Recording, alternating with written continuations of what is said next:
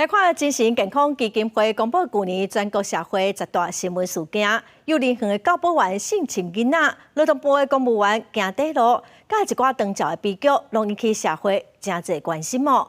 有精神科医师是呼吁讲，政府应该爱愈重视大众的精神健康的问题。幼稚园园长因后生涉嫌共性侵、甲偷袭囡仔，引起社会批评。一审封判28年，显示儿童保护的机制有重大漏洞。精神健康基金会公布2024年全国10大社会新闻事件，那一个姓毛的教保员有伫名单内底。去年11月份，39岁公务员伫劳动部办公室行底路，同款嘛引起全国的关注。袂输是工课场办的 MeToo 运动，搁再起鼓，互工课场文化改革有一个新的开始。我们怎么样设计一个适当的反应制度？然后呢，这是权利跟义务要怎么对等？那这个申诉的管道怎么建立？那我们怎么重视互相的尊重？作家琼瑶伫淡水的出人自杀，互社会重视社会人的精神压力甲心理健康。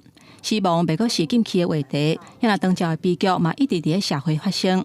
去年有一个32岁查甫人，若像照顾失智症的老爸压力真大，伊甲伊73岁老爸车落山坎，这嘛更是政府都要积极来因应失智长照的问题。